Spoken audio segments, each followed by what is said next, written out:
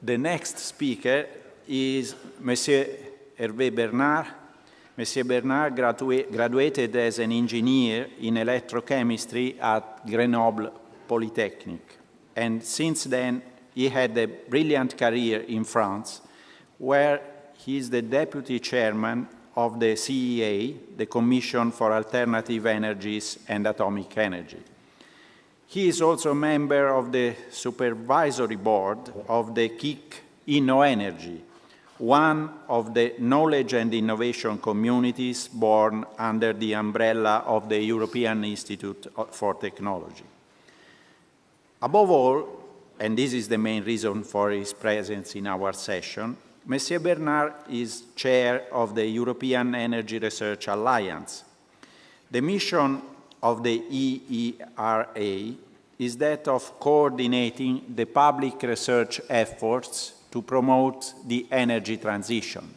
In this sense, EERA is the public research pillar of the SET plan and is promoting a genuine joint programming process to ensure that the European taxpayers' money are spent in the most efficient and effective way. Please, Monsieur Bernard, à vous. Thank you, Mr. Chairman. So good afternoon, ladies and gentlemen. First of all, let me say a few words in French.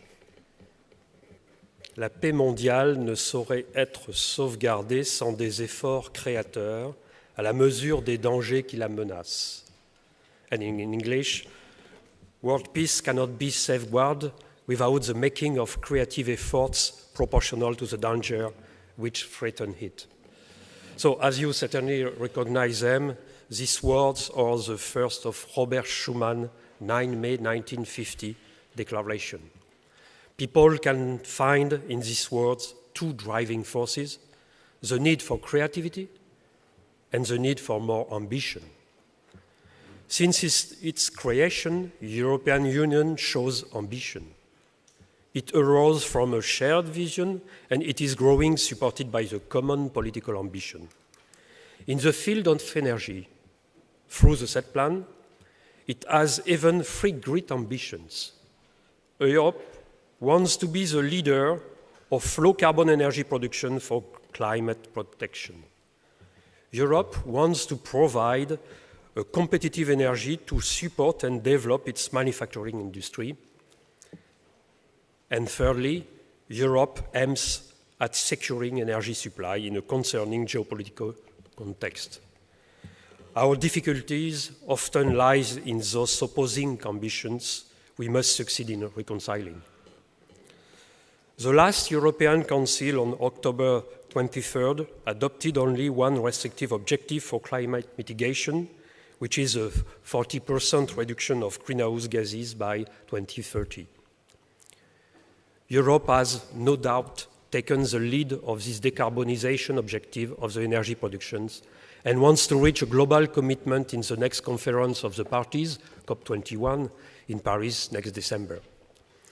Even if the recent agreement between USA and China is a good support to our ambition, the road remains long for the final goal.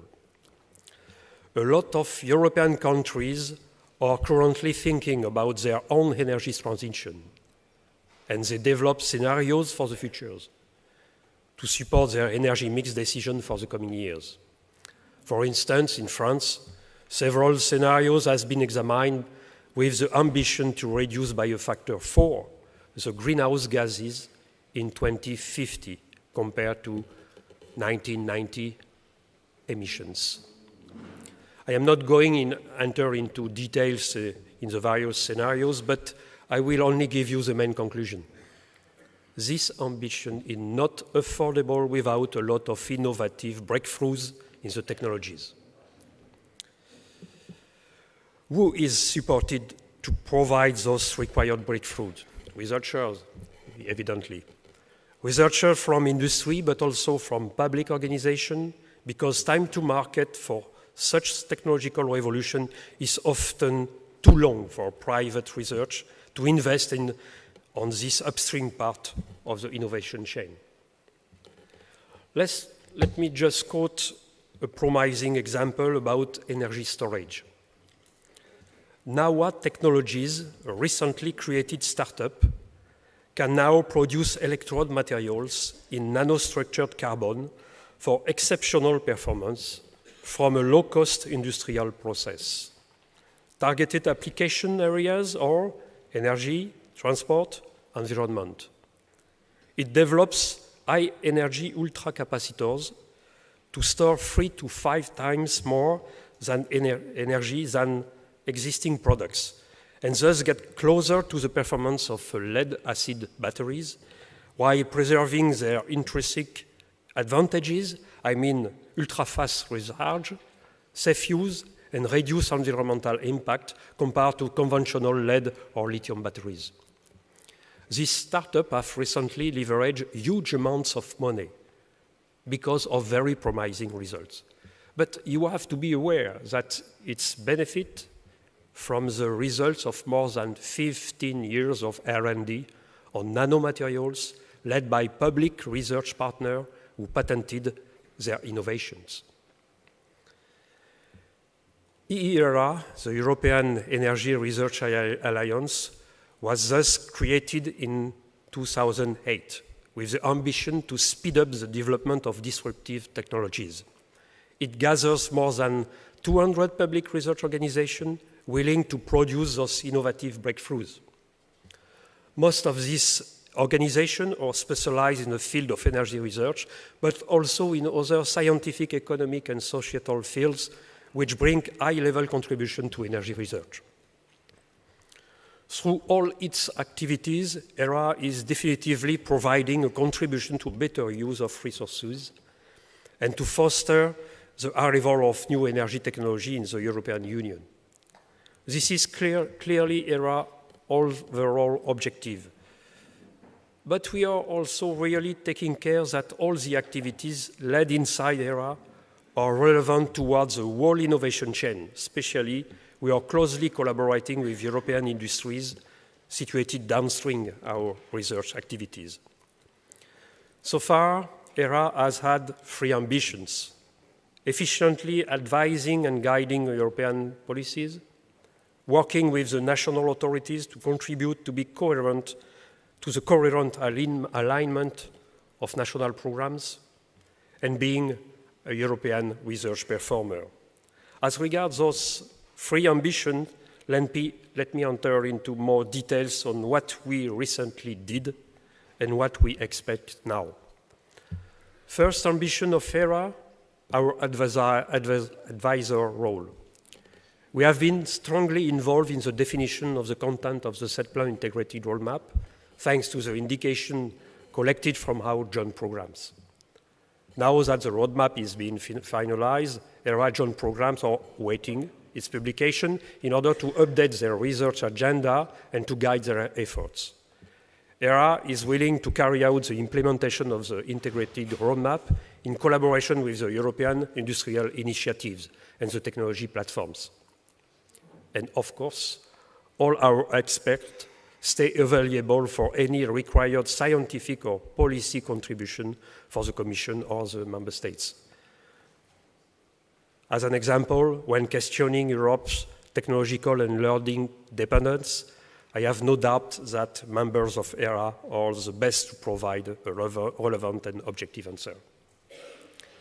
Second ambition of EERA, our role in aligning the national programs. What does the alignment of national programs mean concretely? Let us quote the definition given by the Working Group on Alignment for the Joint Programming Initiatives.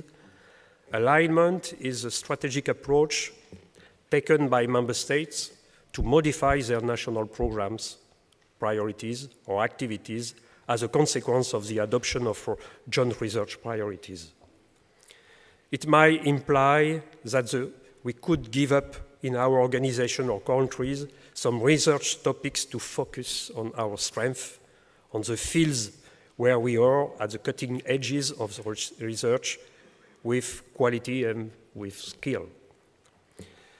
So far, EERA has structured the different communities of energy research within 15 and soon 17 different joint programs. Those groups of researchers and experts regularly met over Europe and get now a good knowledge about their respective competencies and knowledge of their research infrastructures. This is the first step to better coordinate all our national programs. Next steps will consist in efficiently handing over the task to the relevant organizations. For instance, in the joint program on nuclear materials, the process is based on pilot project involving a few numbers of relevant partners, relevant because of their strength in the field of the pilot project. Another contribution of EERA for alignment in the recent years lies in the fact that it serves as a model for the creation of national energy alliances in several countries, in Italy, in Spain, Belgium, Netherlands, and in France. Those alliances contribute to the reflection about national energy programs, which are needed to build joint programming on the European level. Another positive indication is given by the recent reinforcement of the dialogue between the EERA and the member states, represented by the steering group of the SET plan.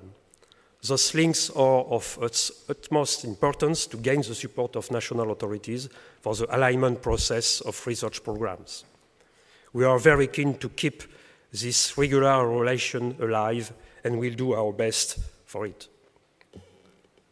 And third ambition of EERA is the implementation of joint programs. EERA has already launched 15 programs and probably 2 more next spring. Some of them have got classical funding from the framework program, and 5 are now successfully running integrated research program, or IRP. Those IRP are combining traditional FP7 collaborative projects with coordination activities, each of them benefiting from a funding of nearly 10 million euros over 4 years. Through the structuration of these 15 research communities, EERA is actually building world-class research performer in the energy sector. This third ambition in the current concerning economic context is probably the most challenging one, because it requires defining a new model for collaboration on the organizational point of view and through a financial business model as well. To start the experience, we decided yesterday in our executive committee meeting to select 3 new pilot tests of the 10 joint programs not already supported through European IRP funding.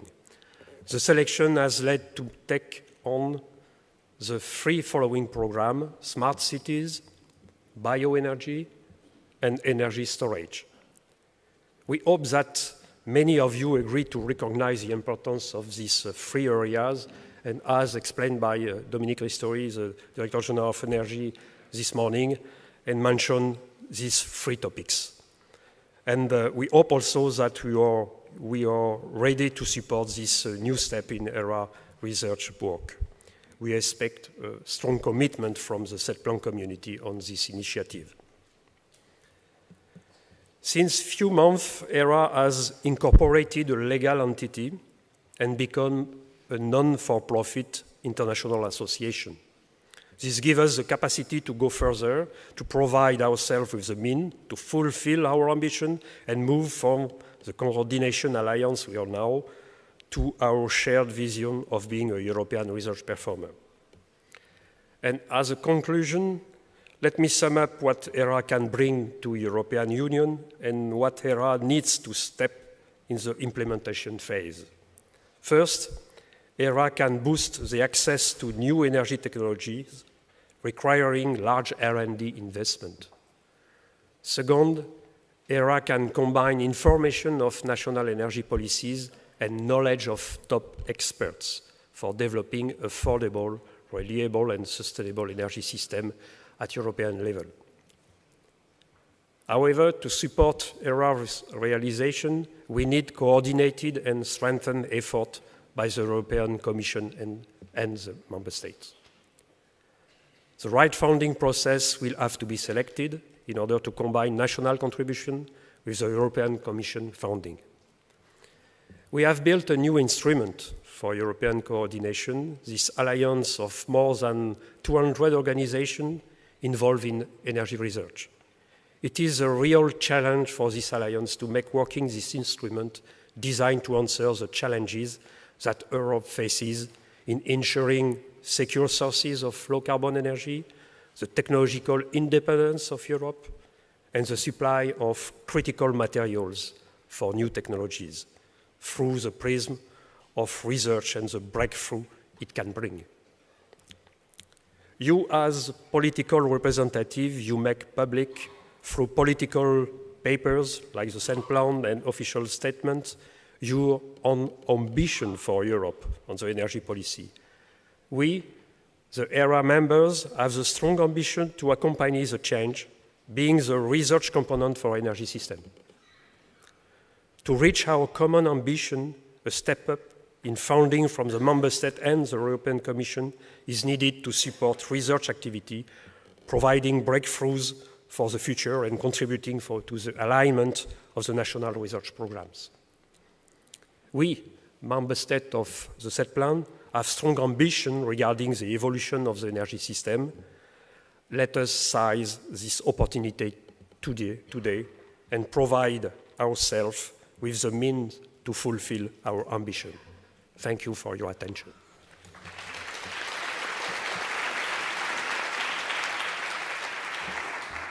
Merci, Monsieur Bernard. We move now to listening the citizens' point of view, with the presentation by Mrs. Marianne Ryghaug. Marianne is professor at the Norwegian University of Science and Technology in Trondheim, the prestigious university to whom, among other distinguished colleagues, belong the 2014 Nobel laureates in physiology and medicine. Just by reading the titles of some publications by Marianne, one immediately realizes that she is really focusing on the citizen's perspective. Let me quote some of these titles. Public attitudes towards renewable energy technologies in Norway. Meaning, competence and material aspects of driving electric cars in Norway. The appropriation of the climate change problem among road managers, fighting in the trenches of the real world, making sense of global warming, Norwegians appropriating knowledge of anthropogenic climate change, and a comparative analysis of newspaper coverage of climate change in Norway and Sweden. I admit I was very impressed by these papers, and I am now eager to listen to your presentation, Marianne. Please.